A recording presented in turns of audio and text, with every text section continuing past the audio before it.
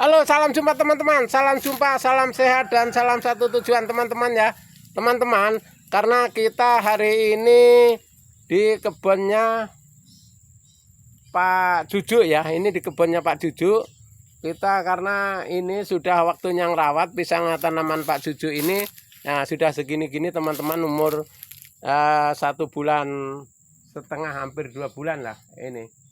Hampir 2 bulan teman-teman, karena bibitnya besar, sudah bagus. Tapi jangan lupa teman-teman subscribe, komen, dan tekan tombol loncengnya supaya teman-teman besoknya mengetahui, menyimak informasi pertanian organik di channel Wiratadaya ya teman-teman. Karena channel Wiratadaya ini selalu ngasih informasi untuk petani organik teman-teman.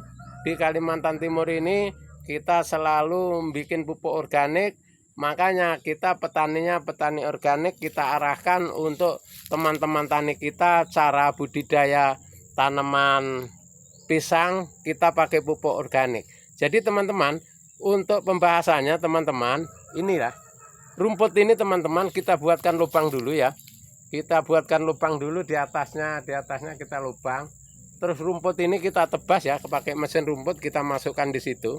Itu namanya jadi pupuk organik yang tanpa fermentasi teman-teman, langsung diserap di dalam situ. Karena kita tidak fermentasi begini teman-teman.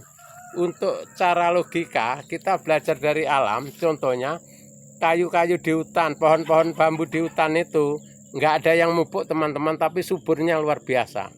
Termasuk kayu, termasuk pisang hutan dan sebagainya itu tanpa dipupuk, tanpa disemprot teman-teman, tapi luar biasa suburnya. Nah, dan kadang-kadang untuk buah mangga dan sebagainya juga buahnya lebat yang di hutan-hutan itu teman-teman.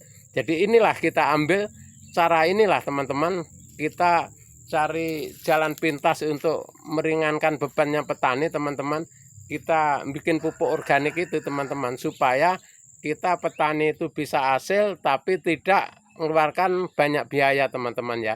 Biayanya cukup isi perut, rokok, ngopi, itu sudah ya, sama tenaga.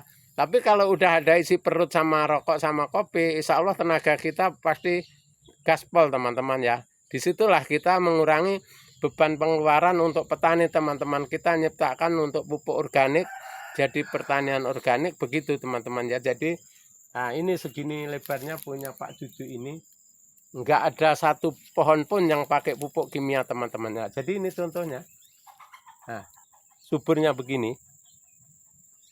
Ini suburnya begini teman-teman. Ini baru umur 1,5 bulan atau sampai hampir 2 bulan ya. Nah, ini sekitar 45 hari katanya ya. 45 hari sudah subur begini teman-teman. Nah, karena apa? Itu tadi teman-teman, karena dia mengikuti cara kita. Bagaimana Pak De, kita nggak punya modal supaya bisa berkebun. Nah, caranya begini. Karena yang bikin beban kita di pertanian ini hanya pupuk sama obat teman-teman ya. Tapi kalau pupuk kita normal, pupuk organik normal, obatnya itu nggak ada teman-teman. Masalahnya ya, kalau normal nggak ada penyakit teman-teman ya. Yang ada pisang ada penyakit, tanaman ada penyakit itu karena masa pertumbuhannya kurang normal teman-teman ya.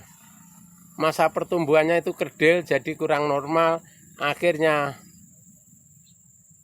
tidak subur dan kerdil itu ya. Nah, terutama kalau ini teman-teman, yang penting air ini bisa masuk ke bawah ya, ke dalam bawah pohon ini ya, bawah pohon pisang ya. Kebanyakan kalau tidak dibikin paret atau di lubang itu teman-teman, airnya cuma lewat aja. Jadi nggak ada untuk resapan ke akar, itu nggak ada teman-teman. Jadi sehingga akar pisang ini mau jalar itu berat ya, karena keras, tanahnya itu keras. Jadi karena di lubang tadi teman-teman ada pupuk komposnya, ada airnya. Kalau hujan air kan masuk ke situ teman-teman ya. Kalau musim kayak ini kan musim hujan teman-teman. Nanti kalau udah musim kemarau dia masih punya simpanan zat di situ teman-teman. Kalau kemarau biasanya pisang ini misalkan kemarau 1 bulan 2 bulan itu aman aja teman-teman, karena udah punya tabungan zat air itu tadi, yang zat di atasnya tadi, kita sudah punya tabungan, itu tidak khawatir ya. Tidak khawatir kalau layu dan sebagainya itu. Justru dia sudah merasa kena air pupuk ini, tanahnya gembur teman-teman ya, yang di bawah tadi, karena air itu masuk ke bawah pohon ya, ke bawah pohon. Kalau kita nggak dikasih lubang, hanya lewat, kalau hujan lebat itu lewat di atasnya teman-teman. Nggak ada air yang masuk ke dalam tanah, nggak ada. Apalagi tanah di Kalimantan ini teman-teman, kelihatannya itu bisa nyerap air. Tapi kalau hujan deras itu ya, kita cangkol itu, misalkan hujan 2 jam kita cangkol itu, 1 cangkol itu nggak penuh teman-teman. Paling kalau hujan deras itu, kita cangkol itu paling-paling masuk itu paling-paling 10 cm teman-teman. Nggak bisa sampai 20 cm ke atas, nggak bisa. Karena itu tadi, dari tanahnya teman-teman. Tanah ini nggak mudah nyerap ke bawah ya, air itu. Kalau ada air hujan dia lewat aja. Itu. Makanya teman-teman, kalau pupuk lainnya organik ditabur itu rugi teman-teman. Terkecuali kita lubang atau kita tugal ya. Kalau pupuk itu, cara pemupukan itu kita yang bagus memang pakai tugal teman-teman, supaya langsung diserap sama akar. Dan kalau ada air hujan dia masuk situ nggak larut ya. Tapi kalau kita main tabur itu larut.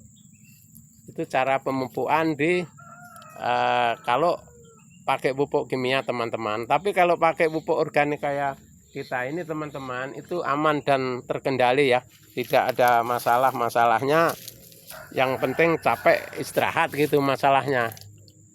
Nah itu tadi teman-teman. Oke teman-teman, terima kasih, semoga bermanfaat. Karena ini sudah panas, waktunya istirahat teman-teman ya.